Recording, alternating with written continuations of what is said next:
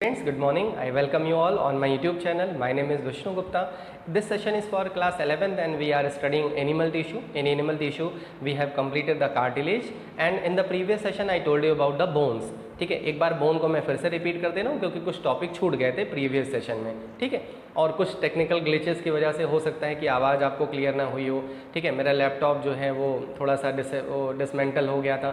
ठीक है, तो मैं इसको फिर से रिवाइज करा दे रहा हूँ. देखो, बोन सेल टाइप्स जो होती हैं 4 प्रिंसिपल सेल टाइप्स होती हैं. पहला ऑस्टियोजेनिक सेल्स होती हैं, ये स्टेम सेल्स होती हैं. याद रखना, स्टेम सेल्स मतलब कोई भी ऑर्गन को बनाने के लिए हमारे बॉडी में स्टेम सेल्स होती हैं और यही सेल्स क्या बना सकती हैं, ऑस्टियोक्लास्ट वगैरह बना सकते हैं. ऑस्टियोक्लास्ट, ये ऑस्टियोब्लास्ट है, इसको मैंने प्रीवियस सेशन में भी बताया था कि ये क्या है, ऑस्टियोब्लास्ट है. ऑस्टियोब्लास्ट क्या होते हैं, यही सेक्रीट करते हैं बोन और मिनरल को. बोन में जो मिनरल्स होते हैं, कोलेजन होते हैं, वो कौन सेक्रीट करता है, ऑस्टियोब्लास्ट. ऑस्टियोसाइट्स, साइट्स जहाँ पे भी साइट वर्ड आ जाए उसका मतलब होता है सेल. बोन की सेल्स को क्या बुलाते हैं, ऑस्टियोसाइट्स बनाते हैं. They are the bone forming cells, जो क्या बनाती हैं, बोन बनाती हैं. और कहाँ पे प्रेजेंट होती हैं, कैविटी में. जो उस कैविटी का नाम क्या है, लैकुना. लैकुना मतलब मैंने आपको बताया था ना, कोई स्पेस या कैविटी को क्या बुलाते हैं, लैकुना बुलाते हैं. और लास्ट में ऑस्टियोक्लास्ट होता है. ऑस्टियोक्लास्ट मतलब जैसे मान लो बोन की कोई सेल्स हैं, उनकी डेथ हो गई तो उनको, जैसे आपने लाइजोसोम पढ़ा है ना, एकदम वैसे ये भी बिहेव करते हैं कि जो सेल्स होती हैं उनको फैगोसाइटिक मतलब दे इनगल्फ दो सेल्स, उन सेल्स को क्या कर लेती हैं, इनगल्फ कर लेती हैं. तो these are the 4 bone cell types. आपके एनसीईआरटी में केवल ऑस्टियोसाइट्स लिखा है और तीनों सेल्स के बारे में कोई डिस्क्रिप्शन नहीं है. ठीक है, तो ऑस्टियोसाइट्स अच्छे से पढ़िएगा, लेकिन और जो तीनों सेल्स हैं उनके बारे में भी इंफॉर्मेशन होना इंपॉर्टेंट है. ठीक है, नेक्स्ट आ जाओ.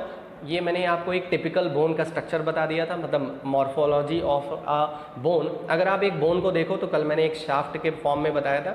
एक पार्ट होता है शाफ्ट बोलते हैं. A typical bone comprise of a shaft, जिसको डायाफाइसिस बोलते हैं. एंड को क्या बुलाते हैं, एपीफाइसिस बुलाते हैं. याद रखना, तो एक शाफ्ट हो गया और एक क्या हो गया, एंड पार्ट. आपको इसमें दिख रहा है एंड पार्ट. जो एंड पार्ट होता है उसके ऊपर एक हाइलिन की कवरेज होती है, हाइलिन लेयर होती है. हाइलिन क्या होता है, कार्टिलेजिनियस टिश्यू होता है. Shaft of a long bone, जो लॉन्ग बोन की जो शाफ्ट होती है उसको बोलते हैं कॉम्पैक्ट बोन. ठीक है, तो 2 टाइप की बोन होती है, मतलब 2 पार्ट हो गए, एक कॉम्पैक्ट और एक स्पंजी. तो जो स्पंजी होगा वो एंड वाला पार्ट है और जो कॉम्पैक्ट है वो क्या है, वो शाफ्ट वाला पार्ट है. ठीक है, तो epiphysis are spongy. The central marrow, जो कैविटी होती है बोन के अंदर, जो सेंट्रल मैरो होती है, कैविटी होती है, उसमें 2 टाइप की होती है, एक येलो मैरो और एक रेड मैरो. तो जो येलो मैरो होती है वो शाफ्ट में प्रेजेंट होती है और जो रेड होती है वो स्पंजी में होती है. याद रखना. ठीक है, आपने 9th में 10th में भी हो सकता है बताया हो. ठीक है, कि रेड बोन मैरो में ही ब्लड सेल्स का फॉर्मेशन होता है. तो याद होगा कि मैरो एक पार्ट होता है जिसमें किसका फॉर्मेशन होता है, ब्लड सेल्स का फॉर्मेशन होता है. मैरो में एक्चुअली कौन कौन से टिश्यूज़ प्रेजेंट होते हैं, एडिपोज, एरियोलर, ब्लड वेसल्स और सबसे इंपॉर्टेंट सेल्स होती है हीमोपोएटिक. हीमोपोएटिक सेल्स मतलब the cells those will synthesise, those will produce the blood cells. जो ब्लड सेल्स का प्रोडक्शन करेंगे उनको बोलते हैं हीमोपोएटिक सेल्स. क्लियर है.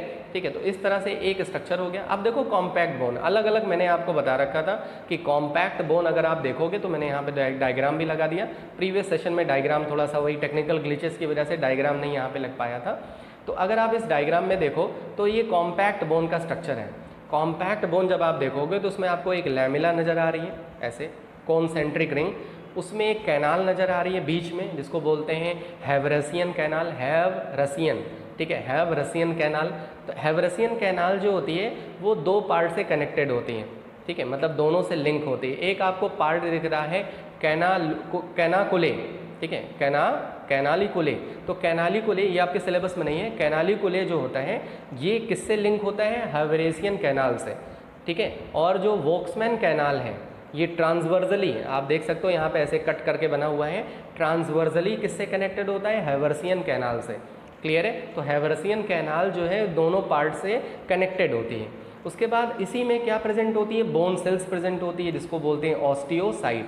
कहाँ पे प्रेजेंट होती है, लैकुना में प्रेजेंट होती है.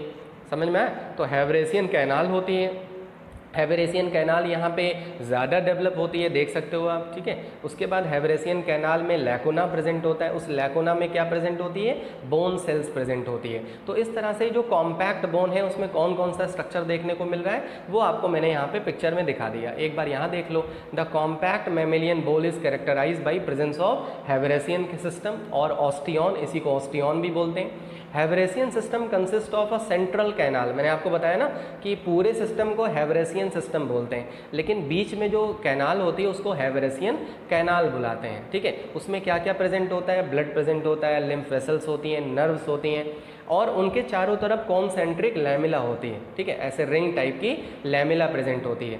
बिटवीन दीज लैकुना, उसी रिंग के बीच में लैकुना प्रेजेंट होता है, जिसमें कौन सी सेल्स प्रेजेंट होती है, ऑस्टियोसाइट। तो अच्छे से समझ में आ गया होगा। जैसे मान लो कोई मतलब बहुत सारे स्टूडेंट्स हैं, उन्होंने एक सर्कल बना रखा है, ठीक है, एक बड़ी सर्कल बना रखा है, उसको बोलते हैं हैवरेसियन सिस्टम। बीच में आपने एक बहुत बड़ी पाइप रखी है, ठीक है, उसको बोलते हैं हैवरेसियन कैनाल। उसके बाद बहुत सारे स्टूडेंट उसके बीच में सर्कल बना रखे हैं, उसको बोलते हैं लैमिला, और उसी लैमिला के बीच में बहुत सारे बोन की सेल्स हैं, किस स्पेस में होती हैं, लैकुना में होती हैं। तो आगे होगी समझ में बात, ठीक है। नेक्स्ट आ जाओ, ये मैंने डायग्राम के फॉर्म में भी दिखा दिया। अब आ जाओ कैंसेलस बोन, इसी को स्पॉन्जी बोन भी बोलते हैं, मतलब बोन के दो पार्ट होते हैं, एक कॉम्पैक्ट और एक spongy. Haversian canal are much larger than in compact bone. तो इस यहाँ पे हैवरेसियन जो कैनाल होती है वो ज़्यादा डेवलप होती है, सिस्टम नहीं, कैनाल जो है वो ज़्यादा डेवलप होती है, क्लियर है। दे आर फ्यूअर लैमिला, लेकिन लैमिला बहुत कम होते हैं, गिविंग अ हनी कॉम। तो इसलिए इसका स्ट्रक्चर ऐसा बन जाता है जैसे हनी कॉम।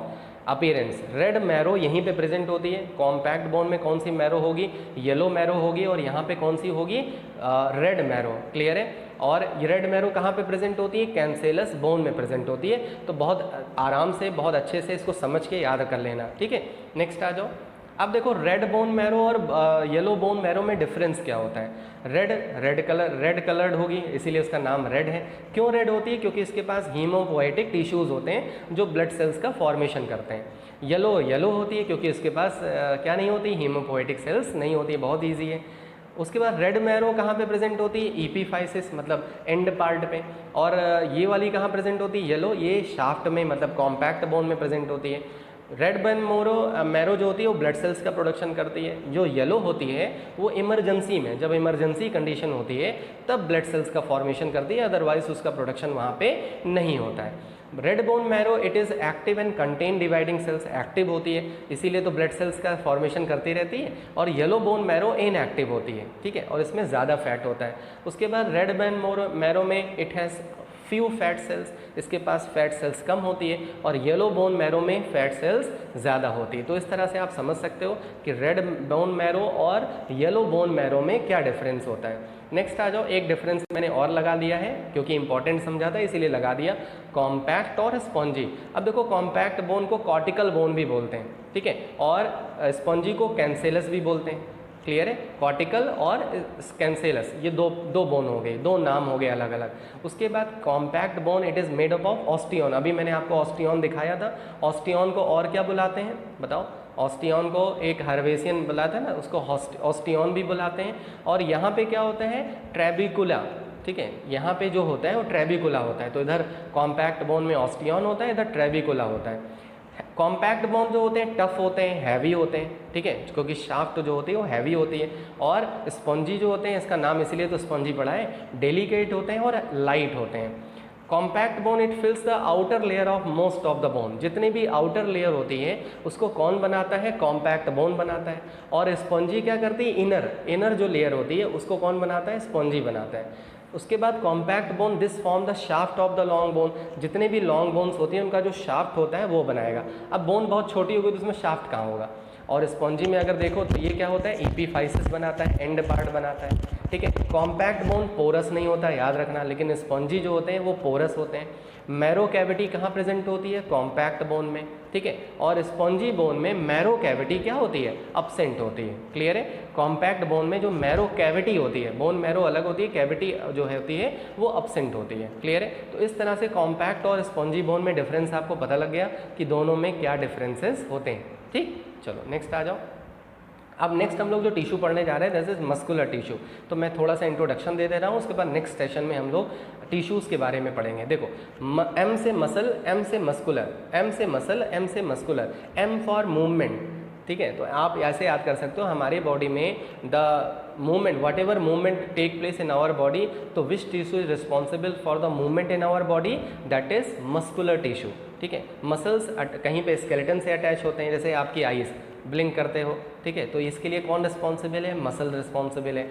आपकी हार्ट जो है, आप यहाँ पे मैंने 3 लगा रखे हैं कि जितने भी विसरल ऑर्गन्स होते हैं, ठीक है, इंटरनल ऑर्गन्स, विसरल मतलब internal, where there which type of muscular tissue is present, smooth muscle tissue. आपने 9th में पढ़ा है 3 टाइप के टिश्यू, स्मूथ, ठीक है, स्ट्राइरेटेड, और तीसरा क्या पढ़ा है, कार्डियक। उसी को आपको थोड़ा सा इलेबोरेट डिटेल डिस्कस करना है, ठीक है। तो जितने भी विसरल ऑर्गन्स होते हैं वो क्या होते हैं, स्मूथ मसल्स होते हैं, उसमें स्मूथ मसल्स होती है because they don't work under your control.